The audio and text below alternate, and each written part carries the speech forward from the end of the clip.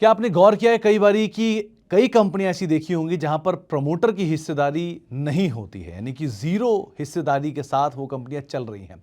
इन कंपनियों में कई सारे इन्वेस्टर्स होते हैं, कई सारे इसमें प्रमोटर्स होते हैं, लेकिन वो प्रमोटर कैटेगरी में नहीं अपने आप को डालते हैं, वो इन्वेस्टर कैटेगरी के साथ कंपनी के अंदर मौजूद रहते हैं। और कई बारी ये कंपनियां ऐसी होती हैं जो प्रोफेशनली रन होती हैं, इनको मैनेज फाइनेंशियल इंस्टीट्यूशंस कर रहे होते हैं। कुछ नाम आपके सामने रखते हैं और बड़े ही केस टू केस बेसिस पे अलग अलग नाम हैं। सबसे पहले देश का सबसे बड़ा बैंक HDFC बैंक, इसमें प्रमोटर नहीं है लेकिन इंस्टीट्यूशंस इस कंपनी को मैनेज करते हैं। ये प्रोफेशनली मैनेज कंपनी है, तो कई सालों से इसको ऐसे ही मैनेज किया जा रहा है। फिर बारी आती है ITC की, जो देश की सबसे बड़ी सिगरेट मैन्युफैक्चरर भी है। ITC में वैसे तो बैट की हिस्सेदारी भी है, लेकिन बैट की हिस्सेदारी इस कंपनी के अंदर प्रमोटर के तौर पर नहीं है, तो ITC एक और ऐसा नाम है। और साथ साथ ICICI बैंक पहले एक फाइनेंशियल इंस्टीट्यूशन के तौर पर था, जो जिसका रिवर्स मर्जर हुआ था बैंक के साथ, और उसके बाद से ICICI के अंदर सिर्फ इंस्टीट्यूशंस कंपनी को कमांड करते हैं और यहाँ पर कोई भी प्रमोटर नहीं है। तो ये तीन दिग्गज कंपनियां पहले आती है, फिर आती है L&T की बारी। L&T में हालांकि एम्प्लॉयज़ हैं जो एक बड़ी हिस्सेदारी रखते हैं कंपनी के अंदर, लेकिन क्योंकि वो प्रमोटर कैटेगरी के अंदर अपने आप को नहीं डालते हैं, इसीलिए L&T की कोई भी प्रमोटर नहीं है। तो इन चार दिग्गजों के बाद अब और नाम आपके सामने रखता हूँ। एक नया नाम है जोमैटो का। जोमैटो में गोयल साहब की हिस्सेदारी जो है वो है तो ज़रूर, लेकिन वो प्रमोटर कैटेगरी में अपने आप को नहीं रखते हैं, इसीलिए जोमैटो का प्रमोटर नहीं है। और उसके बावजूद भी वो कंपनी चलती है, उसमें ज़्यादातर फाइनेंशियल इंस्टीट्यूशन है, बहुत सारे म्यूचुअल फंड है जो उस कंपनी के अंदर हिस्सेदारी रखते हैं, और दीपेंद्र गोयल साहब जो हैं वो नॉन प्रमोटर कैटेगरी के अंदर कुछ हिस्सेदारी यहाँ पर रखते हैं।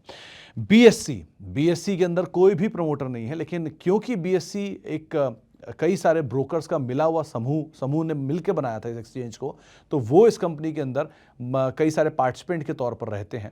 और ज़ीरो प्रमोटर होल्डिंग होने के बावजूद भी कई सारे इंस्टीट्यूशन, कई सारे पार्टिसिपेंट मिलकर इस कंपनी को चलाते हैं, तो इसीलिए BSE की हिस्सेदारी यहाँ पर प्रमोटर की ज़ीरो है।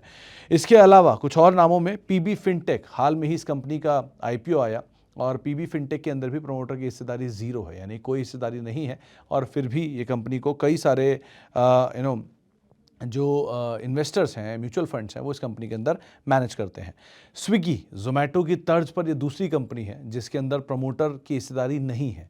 और यहाँ पर भी जो ओरिजिनल कंपनी के प्रमोटर थे वो नॉन प्रमोटर के तौर पर अपने आप को क्लासिफाई करके रखते हैं, और इसीलिए एज एन इन्वेस्टर वो यहाँ पर रहते हैं, और इस कंपनी को बाहर से मैनेज किया जाता है। कई सारे इंस्टीट्यूशंस, कई सारे जो प्रोफेशनल हैं वो इस कंपनी को मैनेज करते हैं, लेकिन प्रमोटर के तौर पर इस कंपनी के अंदर हिस्सेदारी नहीं है। कोफोर्ज, इस कंपनी को पहले एक IT कंपनी चलाती थी, लेकिन सौदे के बाद अब एक इन्वेस्टर इस कंपनी के अंदर आए, और वो इन्वेस्टर के तौर पर इस कंपनी के अंदर रहते हैं। प्रमोटर वो भी नहीं है, लेकिन यहाँ पर भी प्रोफेशनली रन CEO हैं, प्रोफेशनली रन मैनेजमेंट है जो इस कंपनी को चलाता है, और कई सारे इंस्टीट्यूशंस हैं जो कि इस कंपनी में हस्तक्षेप करते रहते हैं, लेकिन अदरवाइज इस कंपनी में भी प्रमोटर नहीं दिखेंगे आपको। इसके अलावा 197 कम्युनिकेशन यानी कि पेटीएम, विजय शेखर शर्मा साहब ने इस कंपनी की शुरुआत ज़रूर की थी, लेकिन बतौर प्रमोटर वो इस कंपनी के अंदर नहीं दिखाई पड़ेंगे आपको। प्रमोटर क्लासीफाई उन्होंने अपने आप को नहीं कर रखा है, उन्होंने भी अपने आप को नॉन प्रमोटर कैटेगरी के अंदर रखा हुआ है और बाहर से बैठ के इस कंपनी को चला रहे हैं। और अदरवाइज भी इस कंपनी में कई सारे फाइनेंशियल इंस्टीट्यूशंस भी हैं, कई सारे म्यूचुअल फंड भी हैं जो भी इस कंपनी को मैनेज करते हैं। हालांकि कंपनी का देख रेख, मालिकाना हक अभी भी है, लेकिन प्रमोटर कैटेगरी के अंदर उनका नाम यहाँ पर आपको नहीं दिखाई पड़ेगा, और एक बड़े इन्वेस्टर के तौर पर वो इस कंपनी में ज़रूर दिखेंगे आपको। फेडरल बैंक, एक और ऐसा बैंक जहाँ पर प्रमोटर की अगर आप प्रमोटर कैटेगरी में चेक करेंगे तो 1% भी हिस्सेदारी नहीं है, 0% हिस्सेदारी है, लेकिन यहाँ पर भी कई सारे फाइनेंशियल इंस्टीट्यूशंस हैं, कई सारे म्यूचुअल फंड्स हैं जो इस कंपनी को रन करते हैं। MCX, एक्सचेंज के लिहाज से देखेंगे तो कई सारी एक्सचेंज की इंटरमीडिएरी है। मिसाल के तौर पर प्रोटीन ई-गवर्नेंस हुआ, कैम्प्स हुआ, MCX हुआ, BSE हुआ, ये सब वो इंटरमीडिएरीज हैं जिनके अंदर प्रमोटर की हिस्सेदारी तो नहीं है, लेकिन फिर भी इस कंपनी के अंदर कई सारे फाइनेंशियल इंस्टीट्यूशंस हैं, म्यूचुअल फंड्स हैं जो कि इन कंपनियों को मैनेज करते हैं। तो एक और नाम इसमें आता है MCX, जो कि एक एक्सचेंज भी है, कमोडिटीज़ का सबसे बड़ा एक्सचेंज है, और वहाँ पर भी प्रमोटर की हिस्सेदारी नहीं है, नॉन प्रमोटर क्लासीफाई कर रखा है, और कई सारे फंड्स इसमें भी पार्टिसिपेट कर रहे हैं। हाल की ही लिस्टिंग में डिलीवरी, एक स्ट्रॉन्ग नंबर भी इस कंपनी ने दिए हैं इस क्वार्टर में, और पहली बार ये कंपनी लॉस से प्रॉफिट की तरफ भी लौटी है, और यहाँ पर भी प्रमोटर की हिस्सेदारी अगर आप देखेंगे तो नहीं दिखाई पड़ेगी। ये कंपनी F&O का हिस्सा बन गई, और इस कंपनी ने हाल फिलहाल में ही अपनी लिस्टिंग भी हुई है, बहुत समय हुआ भी नहीं है, और उसके बाद अब ये कंपनी में भी प्रमोटर आपको नहीं दिखाई पड़ेगा। और यहाँ पर भी कई सारे इंस्टीट्यूशंस इस कंपनी को चलाते हैं और यहाँ पर मैनेज करते हैं। फाइनेंशियल इंटरमीडियरीज में एक और नाम आता है कैम्स का भी। कैम्स कई सारे कामकाज में है फाइनेंशियल मार्केट के, और बहुत अच्छा रनअप भी स्टॉक ने दिखाया हाल फिलहाल में, एक बढ़िया तेज़ी भी देखने को मिली। इनफैक्ट BSE, प्रोटीन, कैम्स सब में एक अच्छा मूव आया, लेकिन कैम्स के अंदर भी प्रमोटर की हिस्सेदारी आपको नहीं दिखाई पड़ेगी। हालांकि यहाँ पर रिटेल की हिस्सेदारी भी काफ़ी बड़ी है इस कंपनी में अदरवाइज, लेकिन कैम्स के अंदर भी प्रमोटर की हिस्सेदारी ज़ीरो है, और बाकी रिटेल की, फाइनेंशियल इंस्टीट्यूशंस की और बाकी इंटरमीडियरीज की काफ़ी हद तक यहाँ पर भी निवेश है। इनफैक्ट अगर आप CDSL को देखेंगे तो CDSL में भी प्रमोटर में BSE का नाम शुमार है, जो कि 15% के आसपास की हिस्सेदारी रखता है, जबकि BSE में प्रमोटर की हिस्सेदारी नहीं है। सो CDSL का प्रमोटर तो BSE हो जाएगा, लेकिन BSE का प्रमोटर कोई नहीं है। सो इस तरह से यहाँ पे कामकाज हो रहा है।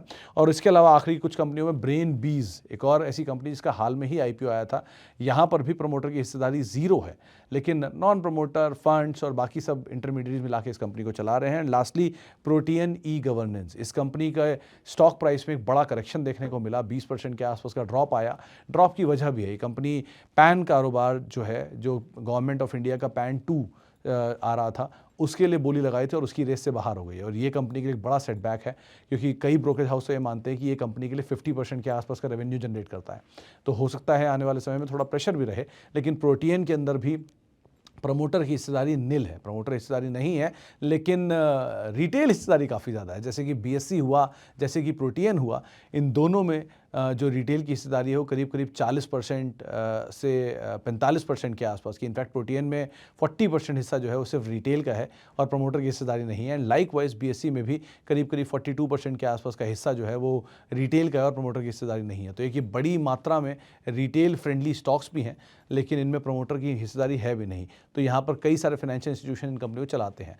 अंतर बहुत ज़्यादा नहीं आता, कई बारी बस जब आप प्रमोटर हिस्सेदारी बेचता है तो आप लोगों को पता चल जाता है, लेकिन अगर इंस्टीट्यूशन या कोई रिटेल निवेशक इस कंपनी में हिस्सेदारी बेचेगा तो आपको एक्सचेंज पे पता नहीं चलेगा। तो इस तरह के कुछ टेक्निकल बदलाव होते हैं, लेकिन अदरवाइज़ ये कुछ ऐसी कंपनियाँ हैं, कुछ 15 ऐसी कंपनियाँ हैं जहाँ पर प्रमोटर की हिस्सेदारी तो आपको ज़ीरो दिखाई पड़ेगी, लेकिन कई सारे रिटेल निवेशक इस कंपनी को लेकर बैठे हैं, कई सारे इंस्टीट्यूशंस इनको लेकर बैठे हैं और कई सारे म्यूचुअल फंड की इन कंपनियों के अंदर निवेश है। तो ये कई तो निफ्टी का हिस्सा हैं, कई देश की दिग्गज कंपनियां हैं, कई सारे लार्ज कैप हैं, और ऐसी कंपनियां सालों से प्रोफेशनली वे में मैनेज होते हुए दिखाई पड़ रही है। तो ये वो कंपनियां हैं जहां पर प्रमोटर की हिस्सेदारी ज़ीरो है।